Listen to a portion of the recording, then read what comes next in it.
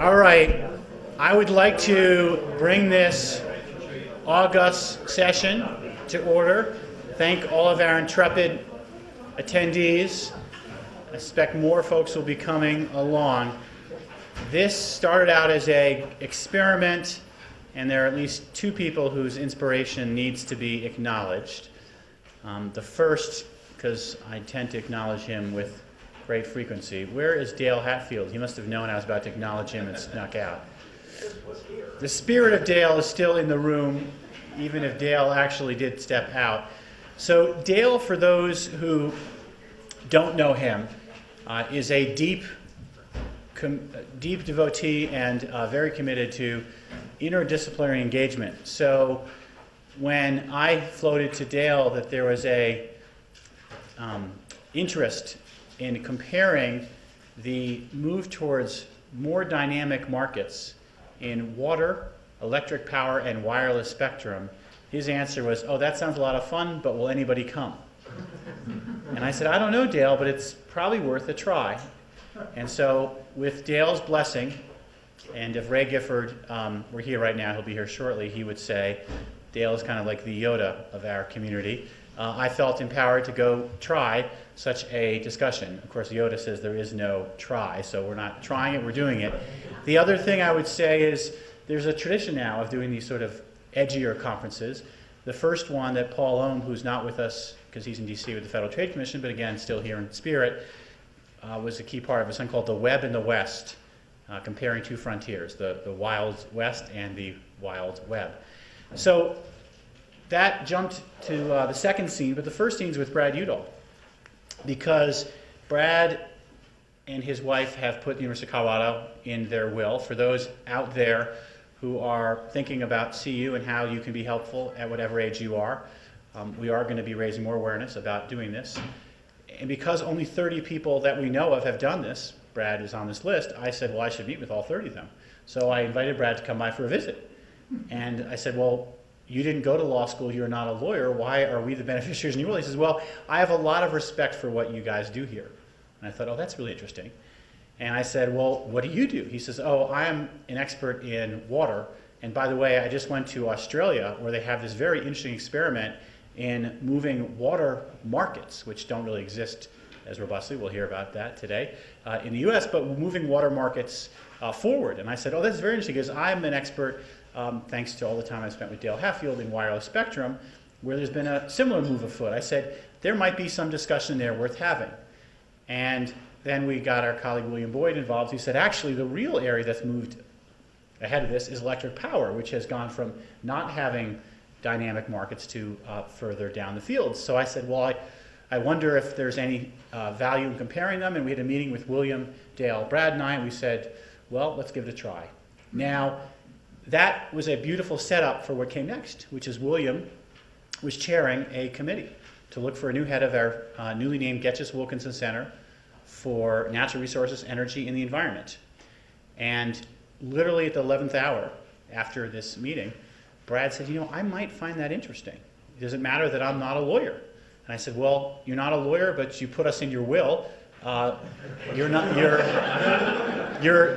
a lawyer, but you're an expert in policy, and the interdisciplinary commitment that Dale Hatfield so embodies would be one that you would fill nicely. And I should mention, by the way, when I left to go to Washington, the person who took over as executive director of the Silicon Flatirons Center for Law, Technology, and Entrepreneurship was not a lawyer. It was Dale Hatfield. And so the spirit of interdisciplinary engagement that this conference is about is really what law and lawyers can do at their best. And we were delighted that we could pull this conference off, but we're even more delighted that we were able to bring Brad here as our new director. So let me turn over to Brad Udall.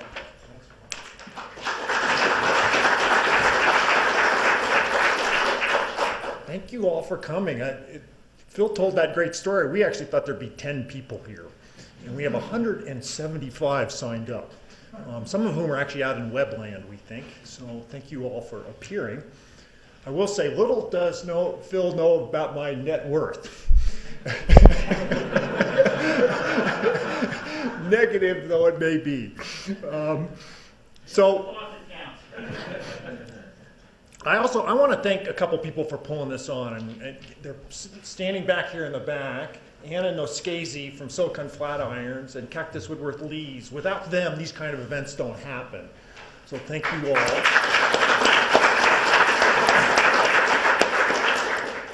And the real goal here, I hope, my goal is to come away thinking about water markets in which I know something in terms of energy and spectrum. Are there lessons from those two other areas? And I hope all of you presumably have some expertise, and I'm going to poll you in a second. Hopefully all of you will come away with some lessons from some fields that you don't particularly have expertise. So I'm going to do an audience question here, or a series of them, and I'm going to use the term expertise very loosely. You get to define this yourself. And the reason I'm going to ask this is to help our panelists and also the entire audience to understand who we are collectively as a group. So who would call themselves an expert or has expertise in spectrum here? Show of hands. So a few of us. How about energy? A few more. And how about water? Anybody here want to claim 2 out of 3? 3 out of 3? How about 0 out of 3? All right, I'm also curious, how many of us are affiliated with CU? I know this answer, but I want to see a few hands here. And how many are outside of the university? All right, so quite a diverse group. This is going to be fun. Let me walk you quickly through the structure of the event. You all have the agenda, but we've got an energy panel for an hour. And hopefully in all these panels, the last 15 minutes or so are going to be audience questions. We have a 15-minute break. We have our water panel, a 15-minute break. And then we have 2 panels back to back, one on spectrum and then a closeout panel. And I want to mention the reception after this is all over. I hope you all will find time to stay here and join us at the reception. I need to mention a few future events. If this session goes well, Phil and I have talked about a comparative property rights, including potentially use it or lose it in the future amongst several different areas, potentially water, spectrum, energy. The Wilkinson Center has an event on August 15th and 16th on the 50th anniversary of the Arizona v. California decision right here, and we hope you can join us for that. We've got a cross-border energy transactions and a public-private partnerships meeting planned sometime this fall out of Energy Innovations. And then we have the Schultz lecture on October 22nd coming up, so we hope you will find time to join us for those. With that, I want to introduce quickly William Boyd, and perhaps William doesn't need an introduction, but I feel obligated to do it. You know, I am always impressed by people who have JDs. I'm impressed by people that have PhDs. People that have both of them are pretty darn impressive combined. And when one of them's from Stanford, where I went to school, and one of them from Berkeley, and to top it all off, he's a really nice guy. That's an amazing package. So William, I'm going to turn it over to you and let you take the first panel here. And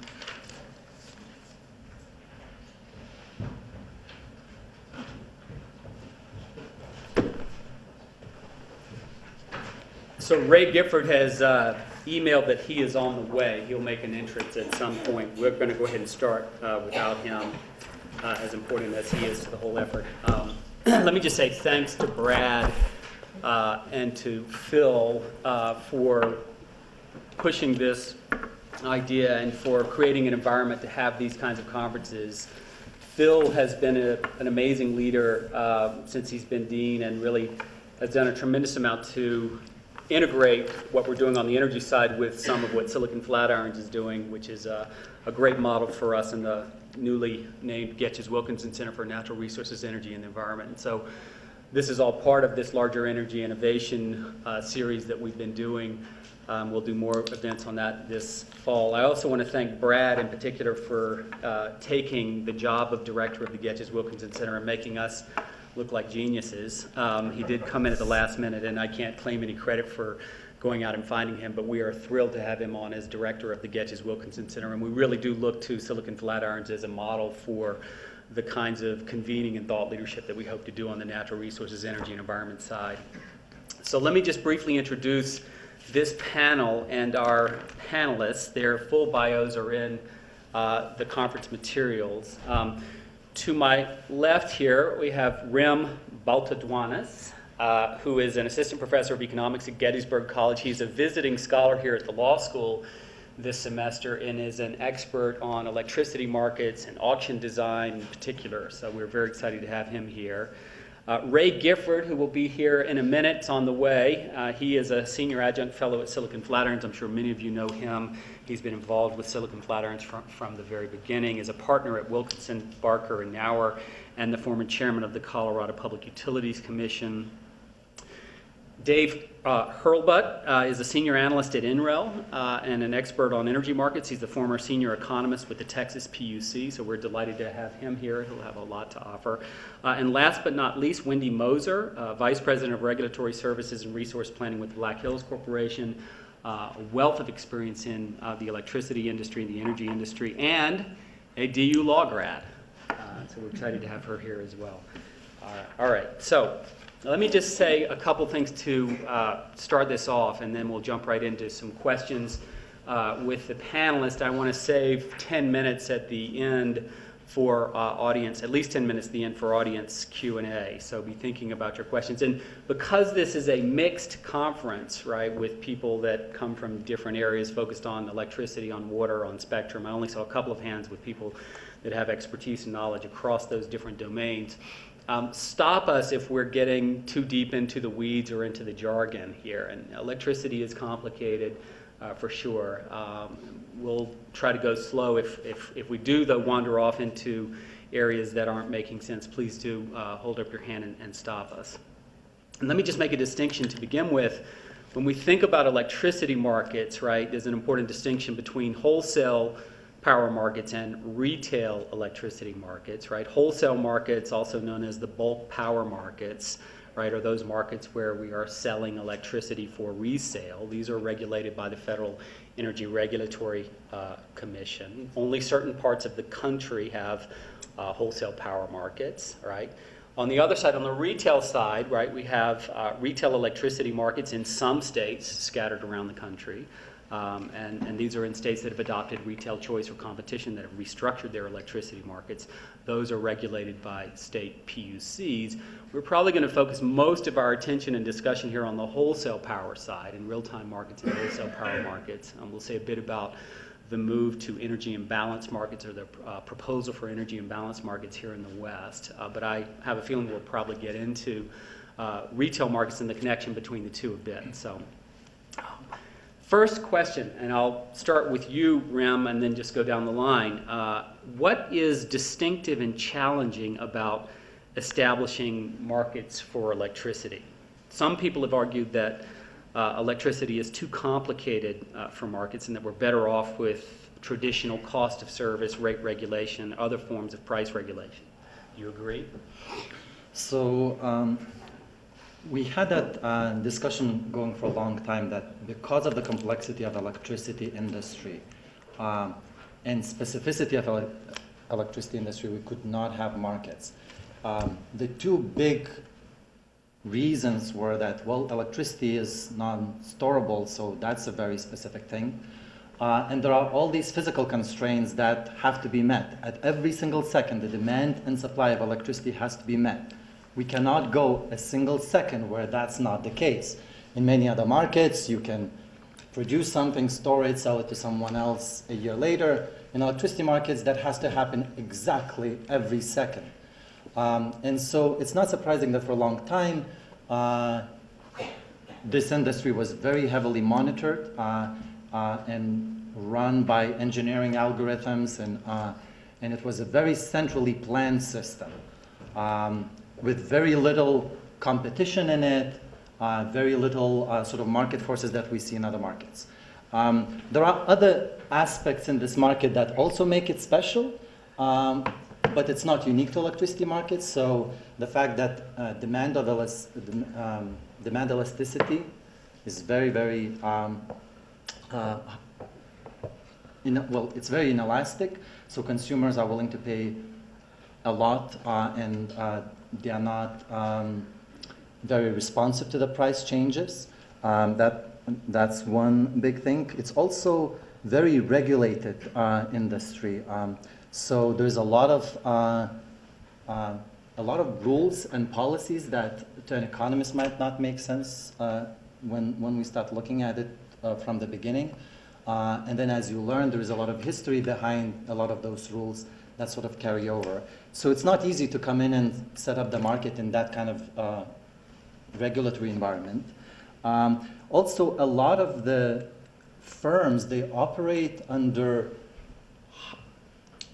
this reality that requires a lot of capital investments, a lot of fixed capital investments that cost a lot up front, and then the variable costs are small. So all these things, they make this industry somewhat special compared to any other industry. And for a long time, we had this industry pretty much given to the sort of central planning approach, and we had very little market in it. And since end of last century, a lot of countries decided to introduce markets and introduce competition in this industry. The United States was not the first one to follow this suit. And we've seen some benefits that other markets experience from competition. And so I would be agreeing that these markets bringing something positive in this industry. And I'll stop here. Okay, thank you, Ray. So Ray, welcome. Glad you're Sorry here. for- Yeah, no problem at all. I introduced you I'd like to make in an absentia, yes. And the question here is sort of what's distinctive and challenging about establishing markets for electricity? And you know, some people have argued that electricity is too complicated for markets. Rem was talking about the fact that storage is prohibitively expensive, that the grid has to be balanced in real time, that demand is very inelastic, supply is constrained at peak times, large investments, et cetera. Any thoughts on that as someone who's looked at this from the PUC side, obviously, and also in practice? I mean, I think Rim gave a great economist's recitation of why it's hard, and it's a lot harder to make energy markets work than a normal commodity market. The balancing and the need for instantaneous supply is, I think, part of it. But Rim's point is well taken, which is we have seen the development of perhaps fragile but functioning wholesale electric markets in the country through exchanges mandated by the Federal Energy Regulatory Commission, or in Texas, superintended by the Public Utility Commission of Texas. Those efforts have been much more difficult to come to fruition in the wide open West, where the economics of density really make it much more difficult, if not prohibitively expensive, to have at least robust wholesale markets. And you know, where they might not even be worth the candle, as the case may be. So they're difficult markets, they're fragile markets. What we learned from the California energy crisis about a decade ago is that markets with bad rules can be worse than vertically integrated monopolies with their kind of limited negative incentive system.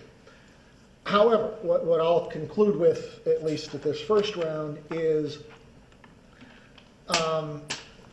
by fits and starts through the discovery process, I think market design at the FERC level and at the Texas level, ERCOT, which is self-contained and that's not regulated by the federal government, has been progressing reasonably well in the last decade. That is not to say I'm prescribing a mandated market here in Colorado, for instance, but there are new challenges emerging. Texas right now has, I think, a real challenge in making a capacity market work, or actually thinking about a capacity market and then making it work. The capacity markets back east in the last year have been had some eye-popping numbers come about because of retirement of plants. So can I stop you real Yeah. quick and ask you to explain capacity markets for the water and you're spectrum right. folks here, just so we're That's- clear? I- And we'll definitely come to the Texas design. Dave was involved in a Yeah. lot of that, and we've worked in Texas for a while, but yes, please Yeah. explain that. So when you're pricing electricity, like a lot of commodities, your first impulse is to go to what we call a two-part pricing model or a marginal cost pricing model, whereby you are pricing both the fixed cost of producing the asset and the marginal cost of production, and you end up with a two-part price. The first part is the capacity, the second part is the energy.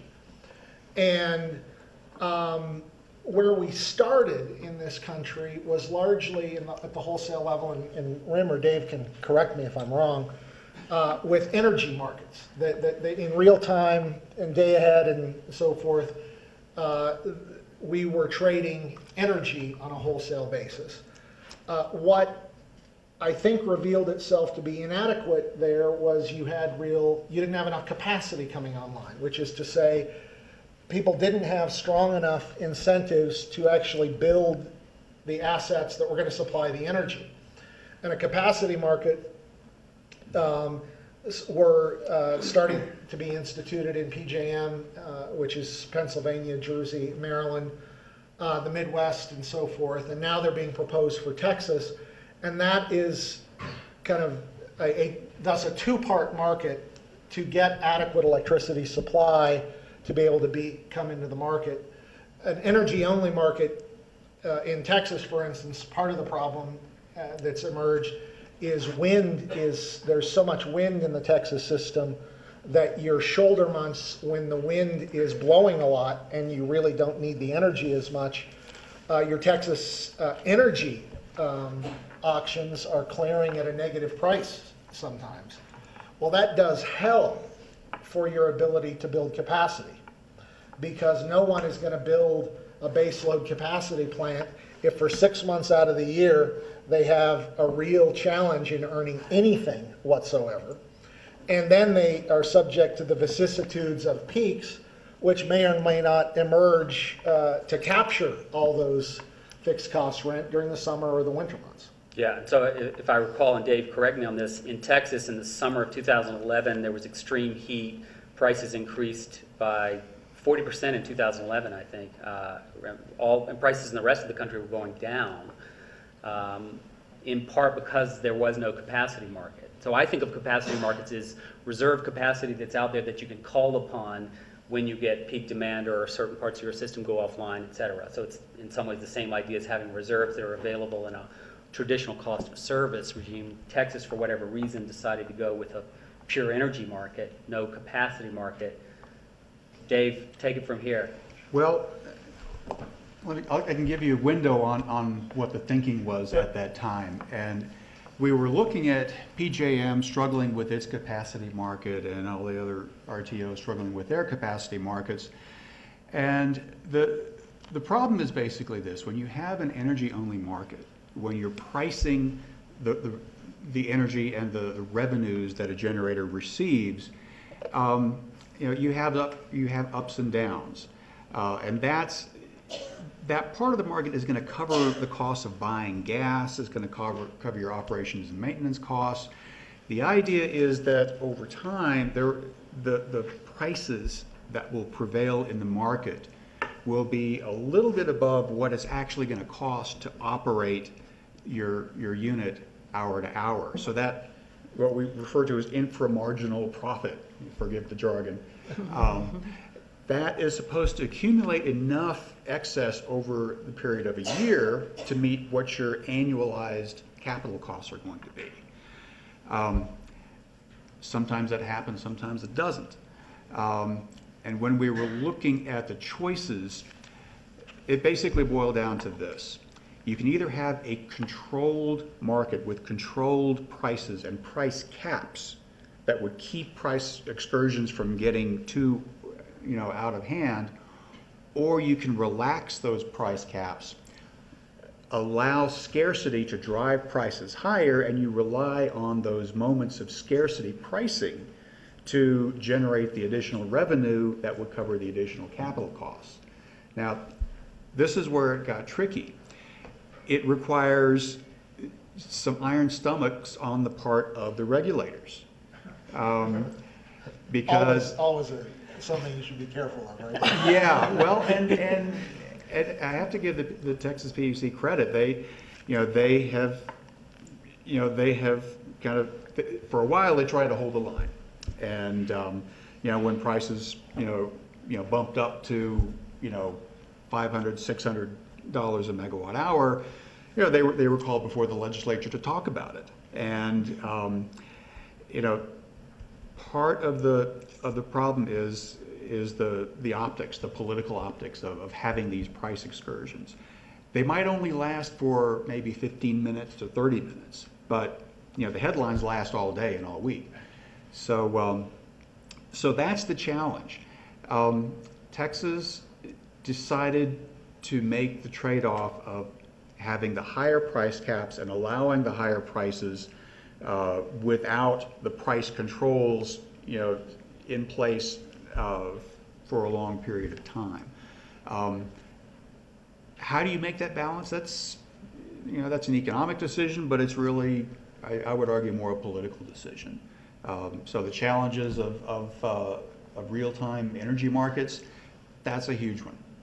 How are you going to deal with the question of scarcity?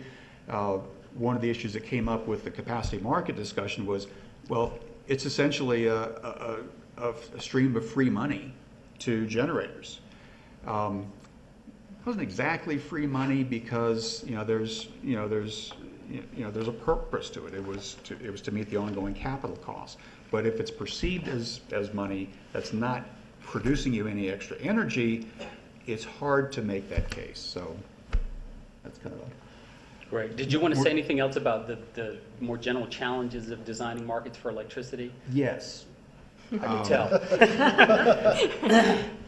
As Rim discussed, there, a lot of the legacy of the electrical system is the result of engineers figuring out how to keep the lights on, and for the most part, they've done a great job.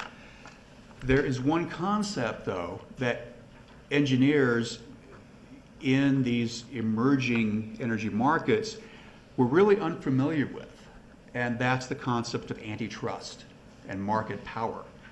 When I left Texas and came to Colorado and started looking at market designs across the country, there was still some discussion of, well, should we look at energy markets here or there?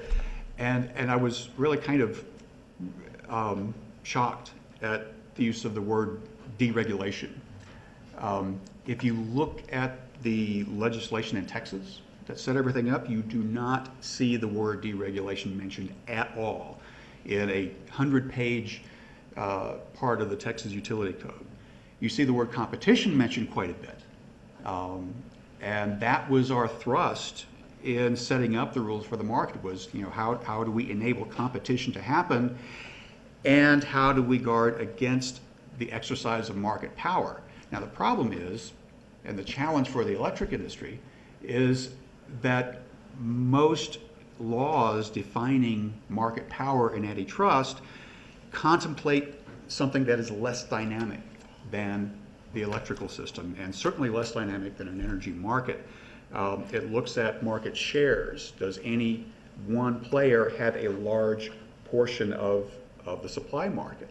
Well, Enron didn't have a huge share of the market, and yet they were able to exercise control over certain periods of the market that enabled them to reap a lot of profit.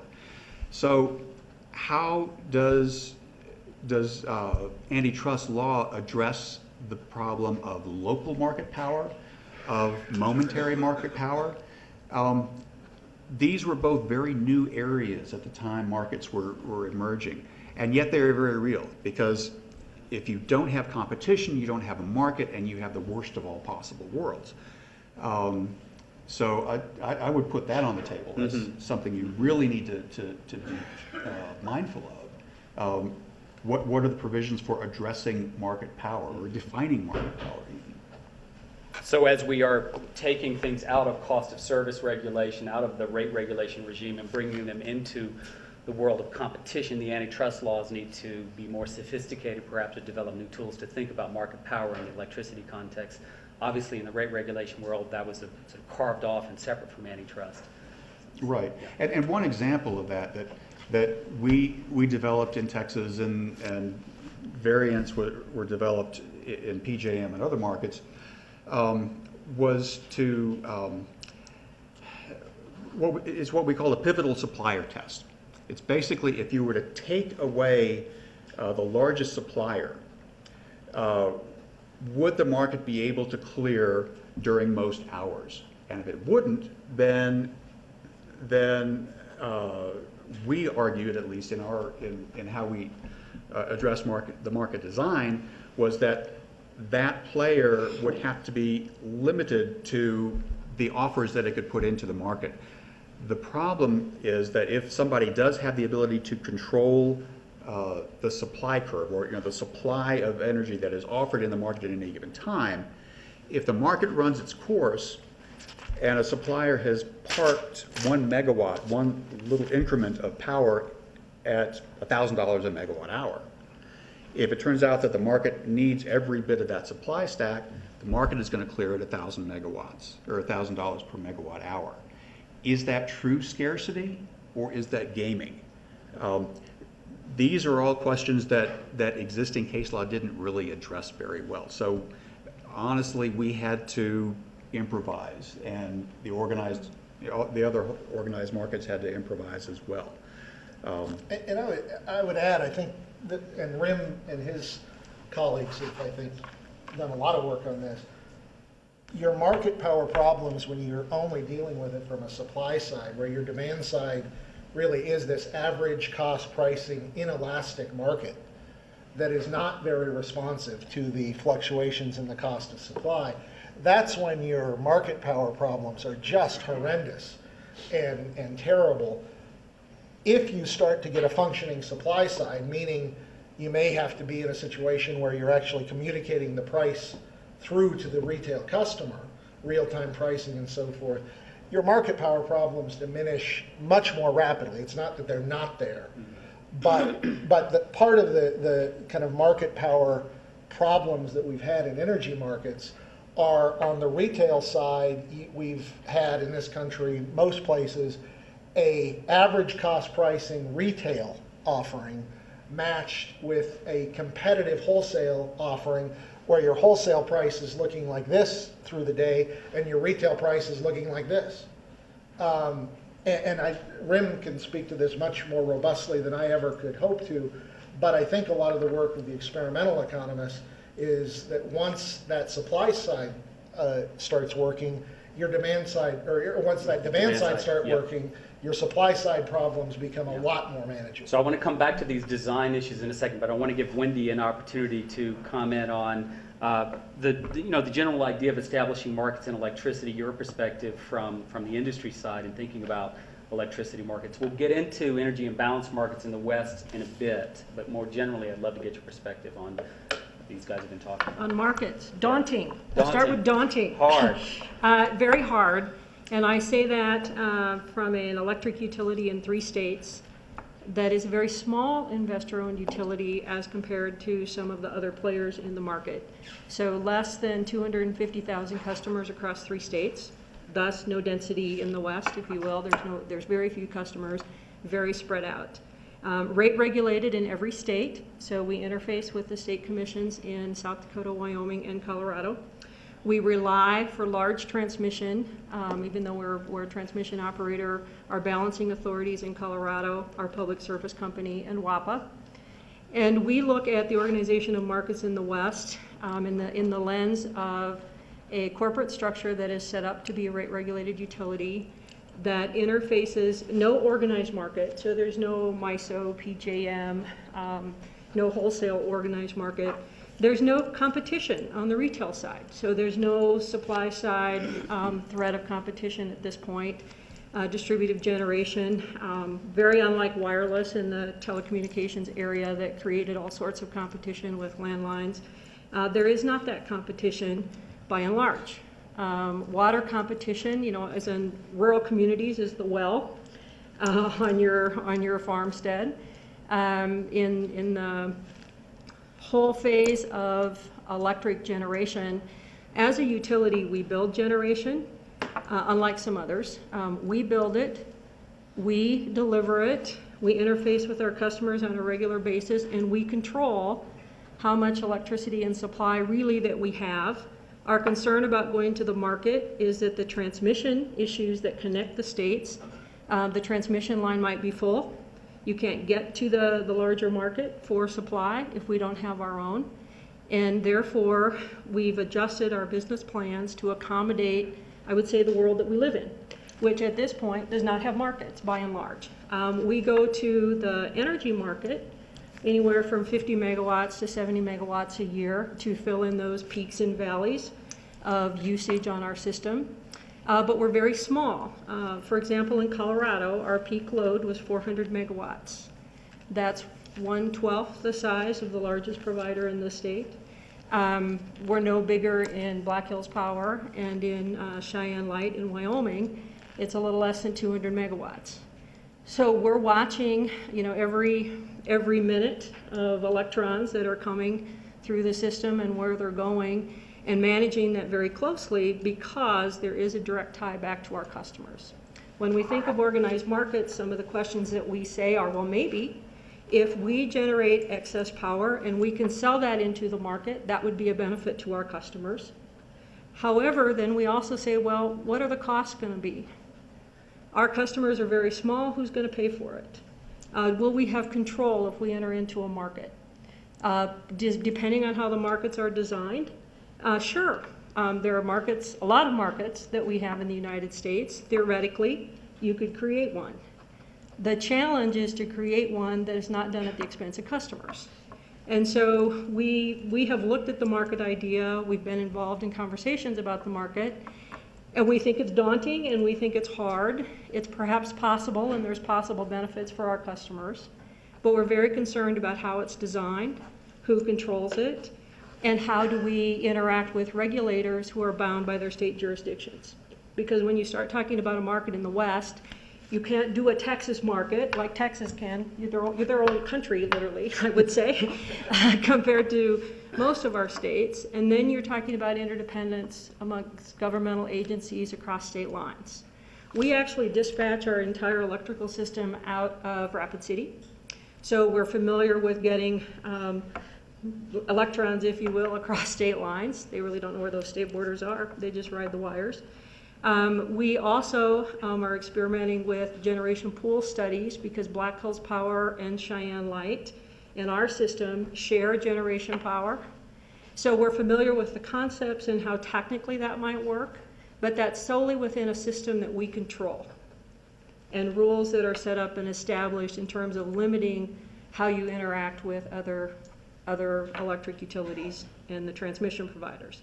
When you talk about creating markets that are not solely within my control, then we start asking the questions about what does that mean? And mostly because we're rate regulated, what does that mean for our customers? Because the customers will end up paying the cost of whatever system we design. Thank you. So let's stay on this question of design here that a number of you raised. And I guess if we look back over the experience that we've had, you know, since the move to organized wholesale markets, we look at California, look at Texas, look at PJM and some of the other RTO markets. What are the big design lessons that we've learned? And is Ray's point the key point here in the sense that, I guess Ray's putting the question on the table as to, does it even make sense to do this, or are we going to get a lot of value out of this if we don't have price signals flowing all the way through to end users at some point? In other words, if we've got wholesale power markets on one side, but price regulation at the retail level, it seems to me we're missing some of the benefits, or at least that's an argument, that we're losing a lot of the benefits and exacerbating problems of market power. So what are the key design lessons from the range of experiences we've had with organizing wholesale power markets, and then how do we respond to this challenge of trying to integrate retail and wholesale?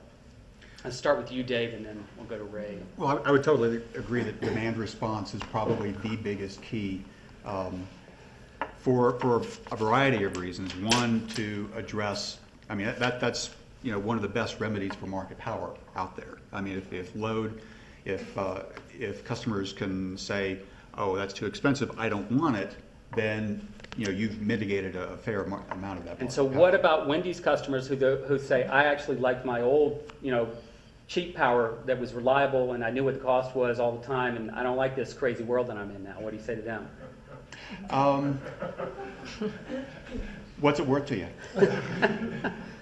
Because that's essentially how retail transactions in a competitive wholesale market tend to resolve. I mean, there is an embedded risk there somewhere. Okay, there's by having a one constant rate that the customer pays forever and ever, amen.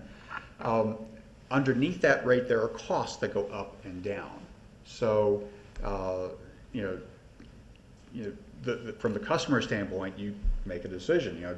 Do you want the comfort of being able to just pay the bill and not worry about it, or do you want the ability to get onto a rate plan that will charge me less if I run my dishwasher at night, or if my load is at night, I'm paying less.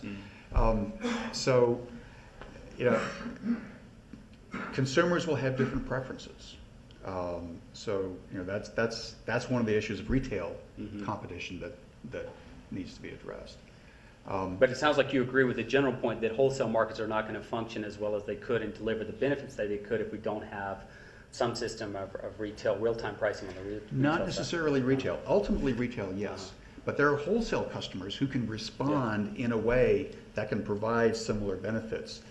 For example, in Texas back in 2007, 2008, there was a serious wind ramping event. By that time, Texas had added a significant amount of wind power on its system. But wind changes. And on one day, 1 hour, the wind changed in the same direction all at the same time, causing a huge drop-off. Well, the ability to respond to that, there were natural gas reserves that were supposed to be on call for that, and a lot of them didn't show up because it also happened to be cold. They had trouble getting all of their natural gas supplies, so some of those reserves to fix that momentary problem weren't there. At the same time, there were some demand response, some industrial demand response loads. Steel smelters, refineries, and that sort of thing that had flexibility just to switch things off on a moment's notice. And that's basically what saved the day in Texas when that happened. So I mean, there's kind of a progression of demand response that can come in. When Texas redesigned its market, one of the things that it added was price responsive demand, price responsive load. So it kind of added that element of elasticity. And that not only can provide benefits for preventing market power, but it also can provide some additional operational benefits, operational flexibility.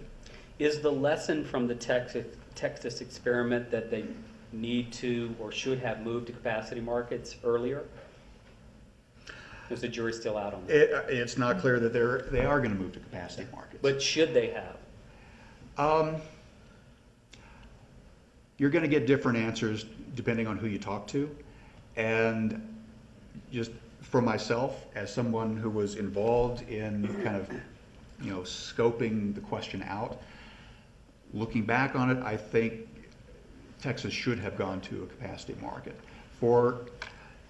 Because at the time, I don't think anybody anticipated the impact of having a large amount of resource on the system that had a zero marginal cost. At the time, wind power, solar power, that comes into the market at a zero price because you don't have to pay for the wind like you have to pay for natural gas. I think the residual effects of having a large amount of zero marginal cost resource was not anticipated, and I think that's not the entire reason Texas But has just so it. we're clear, that translates into no incentive to build new generation, so there's no capacity out there in the market, obviously.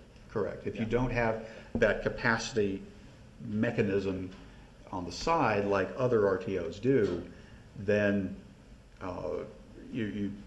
you have these very uncertain price signals. Yeah, and so on a hot summer day, prices go through the roof, and, you know, that's the market at work, obviously, but consumers may not be so happy. Well, and I would add, and I think Dave's exactly right. Yeah. When we talk about markets here, we have to, I think, be conscious of how highly stylized and in many ways, compromises of political economy are what are affecting some of the market outcomes and some of the market prices, because you'll have wholesale price caps on the market as well.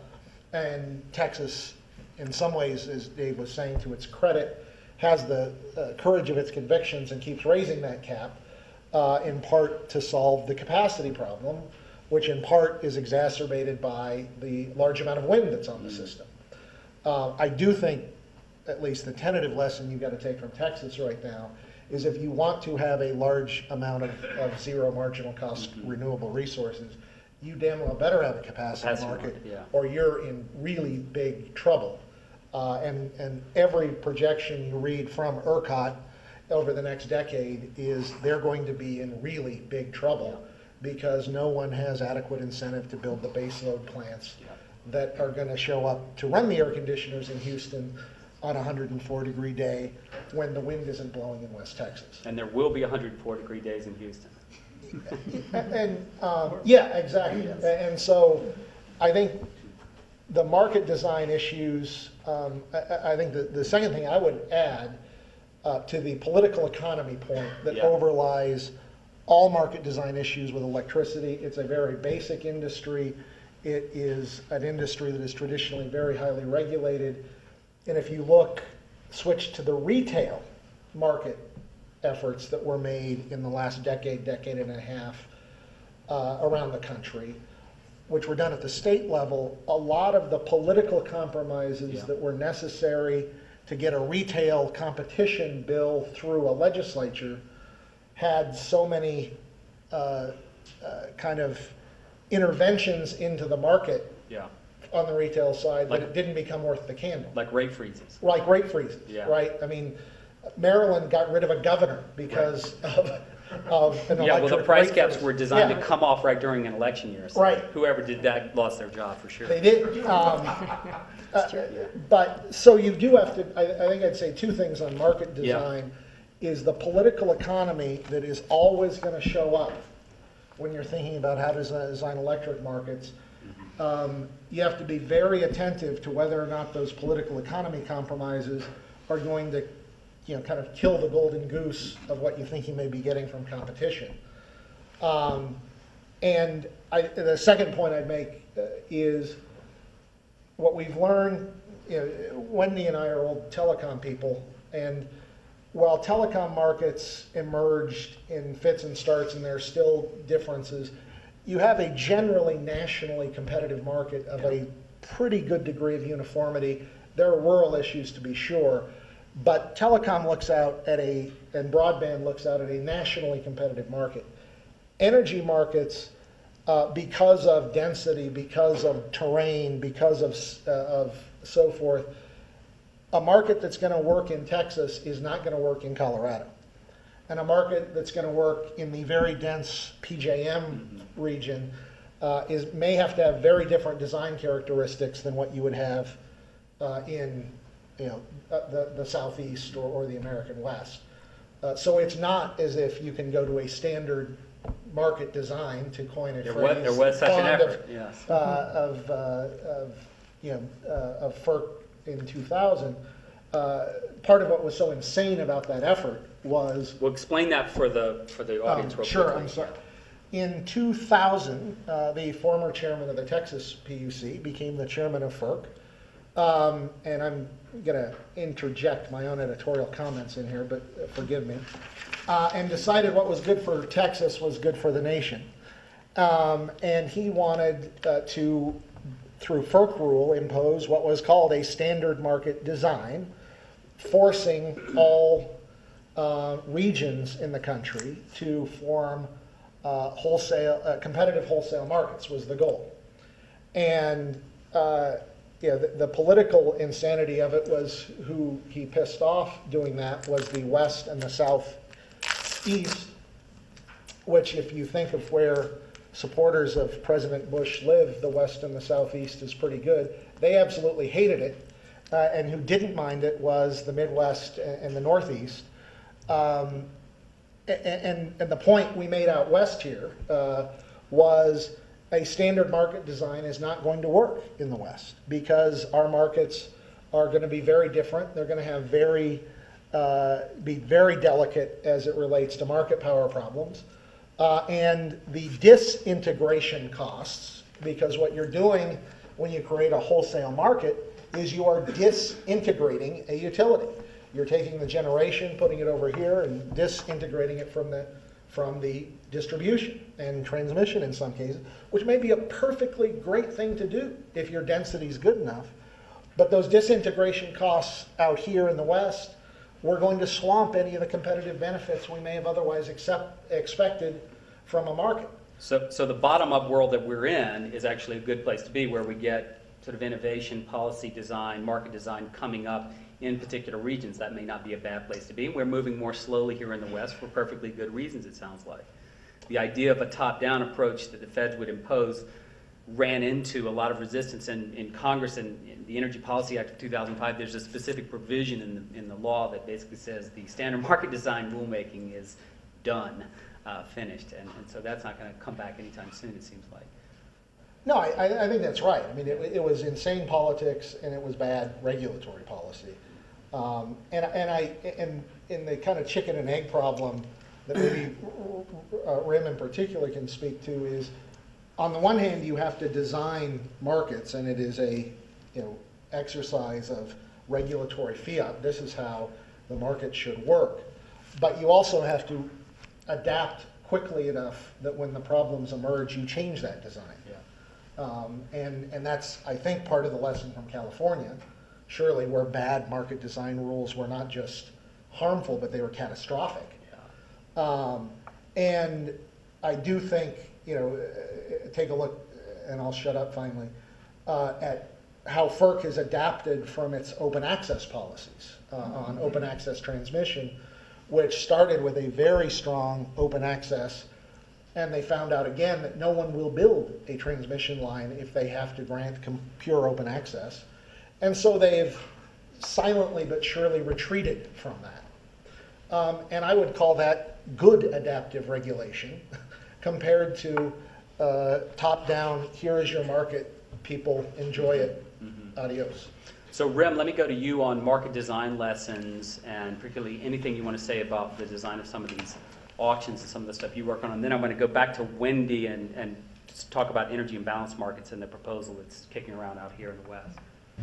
All right, let me say a few things that we know from doing some laboratory experiments where we put a lot of humans, give them cash that they can make in the experiments, and try to test a lot of these auction and market design questions. So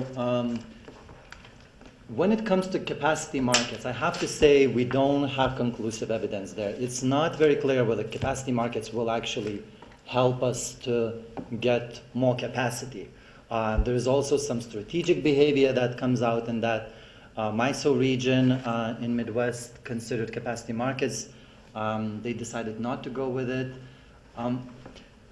One thing that is for sure clear, that demand response and the demand response at the retail level is absolutely crucial thing if we want to have functioning markets. Wholesale market by itself without flexibility of retail market is not gonna do great. Now that doesn't mean that retail consumers have to pay real-time prices that fluctuate every single 5 minutes or 15 minutes. You can still have consumers that will elect to pay flat rate price, and there will be companies that will provide flat rate price for the consumers for the whole year. That doesn't mean that we could not have competition between companies at retail level that will compete on that flat rate price. So we can have retail competition with not dynamic pricing, with just single price. But we need to have that response that goes all the way down the channel, because then those retail electricity providers will have incentive to engage consumers in a way that would retract some of the load when some 1,000 megawatt supplier decides to bid strategically. Because if you can just pull immediately that 1,000 megawatt on the demand side, suddenly the price drops down and then no one is a winner, and then we mitigate that market behavior. So demand response is really crucial when it comes to market design, and that's what we see in the experiments, very, very clear. Now, when it comes to capacity markets, and that's, as far as I'm looking into this issue, it's not a conclusive thing that capacity markets will do the right thing. One thing that we need to remember when it comes to capacity markets is that is that what we try to accomplish here, try to get more capacity online, or is it the short-term balancing capacity that we need? And so it's not that we need to have more megawatt hours standing there. Is it maybe we just need 15-minute response capacity there that would come in and provide that when there is some strategic behavior or when the renewables are not there to provide. And that's a different market. A lot of those markets are called ancillary service markets, spinning reserve markets. Europe, who is, for example, if we look at Germany, they put a lot of renewable online, and they are dealing exactly with the same problem, that they need to have this extra reserve suddenly if the wind stops blowing or if the sun is not there. So they're looking more at the short-term revenue streams for this extra capacity, for baseload capacity. If that's what we need, then maybe we don't need these capacity markets that will provide the given payment to all generation capacity out there, but it will provide only the payment for that capacity that is needed during those short periods of time. That might be the better way to go about it. But again, I'm not going to speculate on one is better than other, but I wanted to point out the... You're in a law school. You can speculate about that all you want. Right. I just wanted to point out the fact that there is disagreement when it comes to capacity markets functionality. Few other things that I want to point out is that when it comes to demand, to market design, if we don't have competition, market is not going to do anything. We'll have market power and the prices will be high and the consumers will suffer. So if you are looking in the area where there is no competition, or you cannot create competition by certain policies like divestiture of the utility companies and generation capacity to different competitors, or if you cannot bring retail consumers that can suddenly install a lot of new generation capacity, then we will not have benefits from market design. But if we can create that, if we can create competition, that it's also important to think, especially if you are a policy person, how do you do that? How do you divest that generation capacity, or how do you attract new generation capacity? The portfolio of the generation capacity is absolutely important.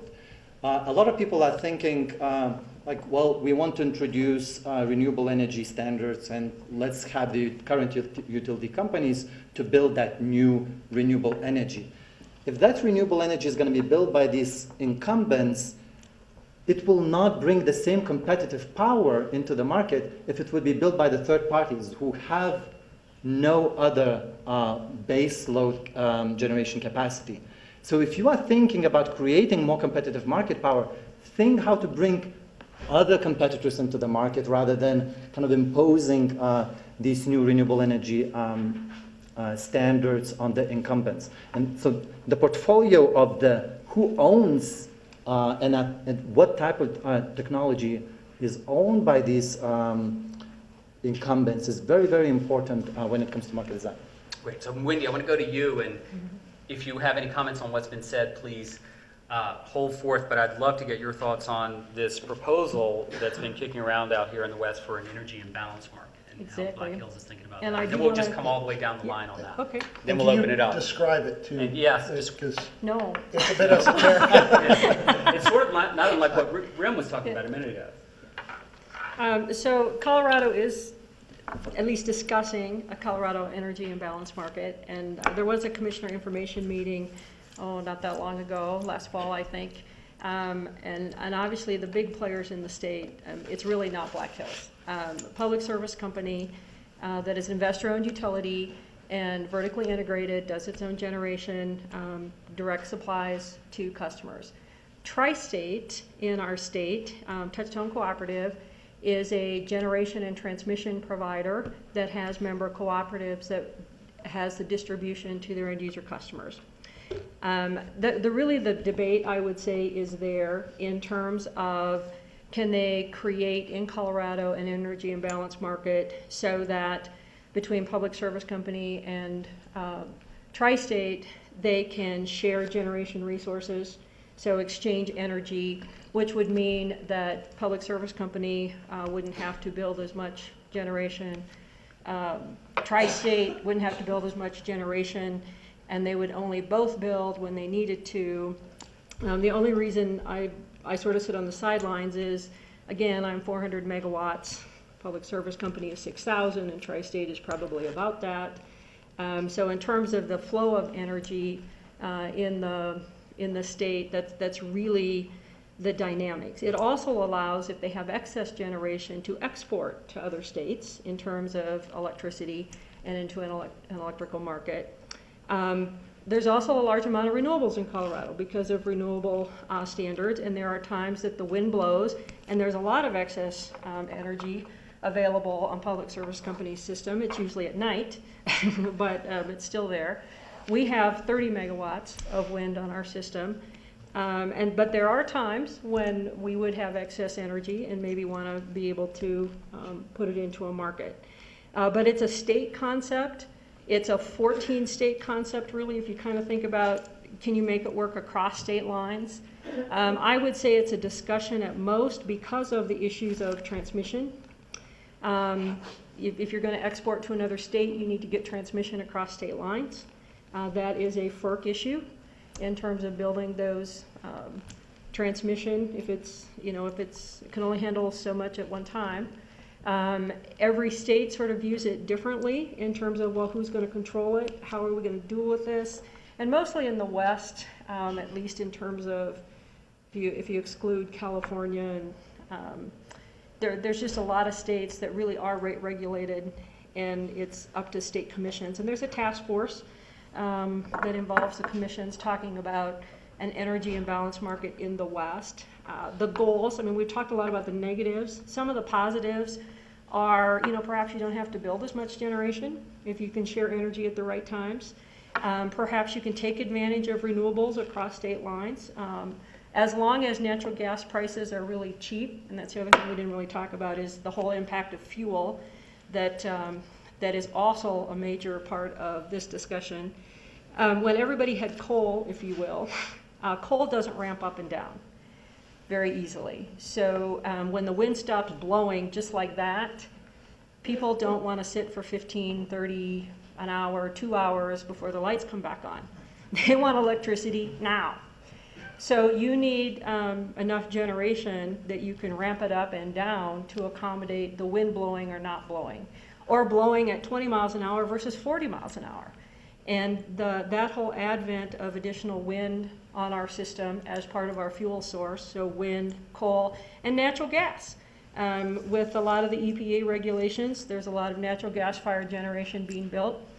Those units ramp up and down in less than 10 minutes. So, you can sort of forecast if the wind looks like it's starting to slow down, you can start ramping up your natural gas plants. That allows, to help out other utilities who may not have that ramping ability if you've got excess power. So there's definitely some benefits if you can control it, time it, compensate fairly for it, and then make sure you've got the electricity where you need it and when you need it. And so far, that's been really difficult. But this is really just to fill the gaps in the variability. You would still be doing most of your sort of traditional business as usual in terms of all your generation and Yes. sending that on to your customers, et cetera. Yeah, within the utility, there's no change. So a utility looking at its customers, It is sized to handle, we're sized to handle, all the utilities are sized to handle our customer needs as well as reserve capacity.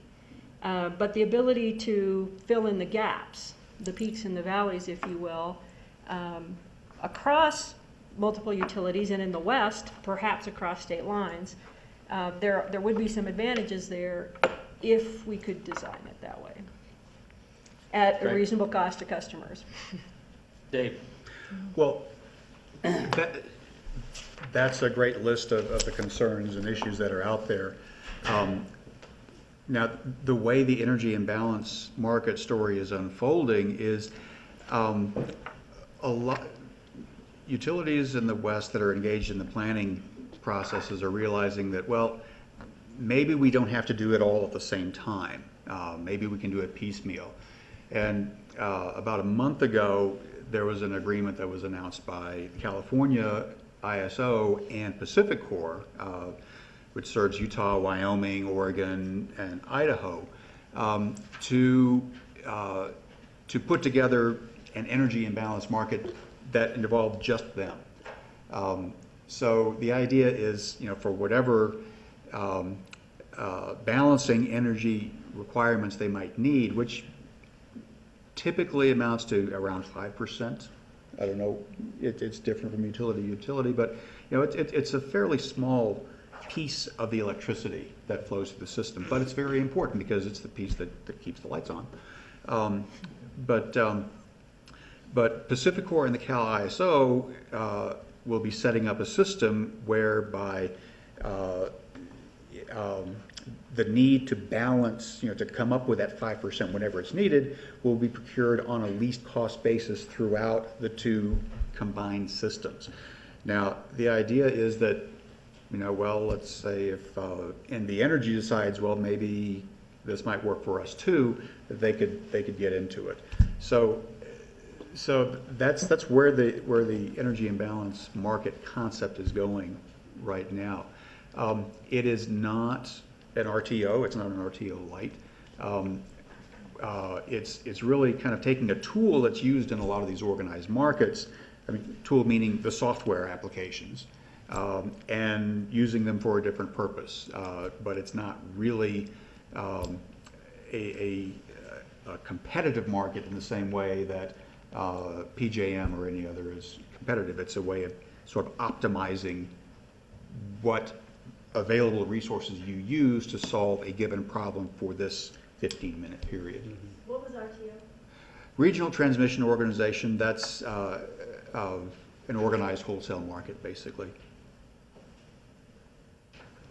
Ray? No, and the geography of RTOs exist in the Northeast, the Atlantic, the Midwest. They do not exist in the West or the Southeast. The idea of imbalanced markets is perfectly sensible and good. The details matter a lot.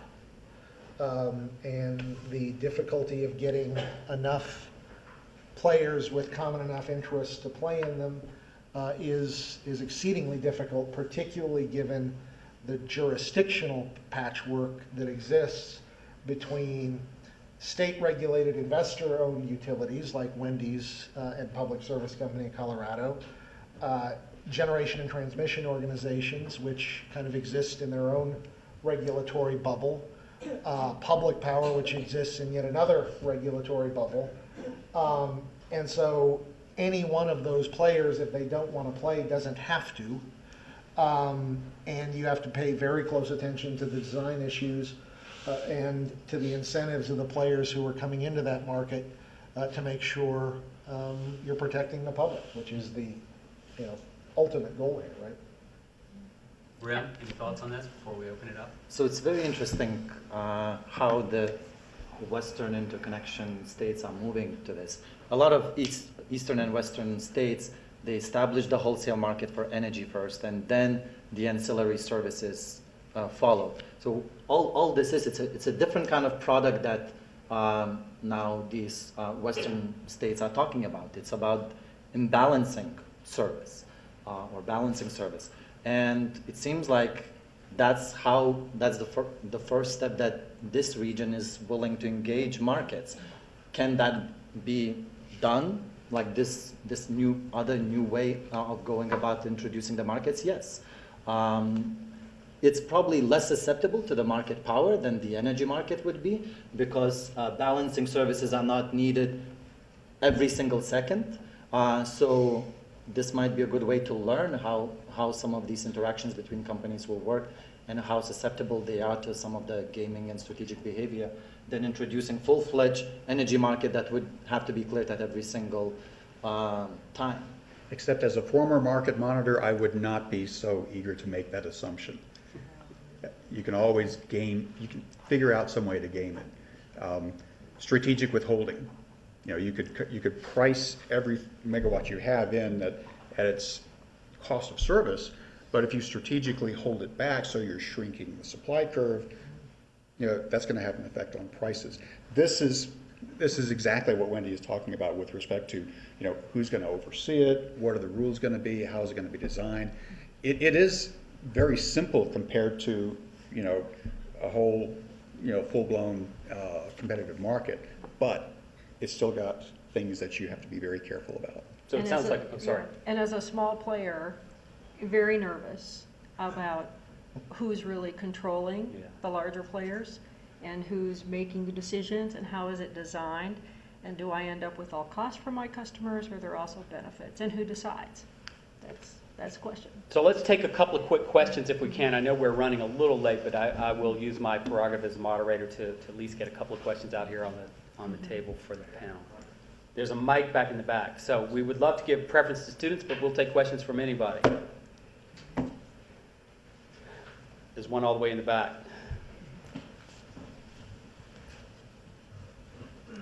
Hello, my name's Heather Bailey, and actually I come from the ERCOT market, so I'm very familiar with what you talk about, but I may take a little bit of issue with some of the things you said. I agree a competitive market is all in the design, and what the markets have learned over the last 15 years is that you need to put some things in place. I think, Rim, I'm more in your school. I don't know that a capacity market serves to address the issue of having enough capacity. I think it's really about having price caps, removing price caps, but being willing to take that risk. I also think what we haven't talked about is the impact that gas prices have had on all of this. There really is no incentive to build new generation when the price of gas is so cheap, and that's, you know, and that's in any competitive market, regardless of whether there's a capacity market or not.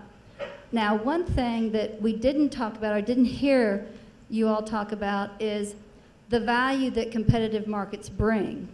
And what I saw in the competitive markets I've observed is the innovation and the efficiency in both cost and how those markets operate. The ability to reduce your reserve margins and the amount of excess generation that sits idle that ratepayers pay for. In a regulated market, I mean, there's good and bad for both, but in a regulated integrated market, you have a lot of generation and overcapacity that ratepayers continue to pay for. So I guess I would like to hear a little bit more of that discussion along with the, you know, the risks that are involved. So Ray, you probably have some thoughts on the pathologies of rate regulation as...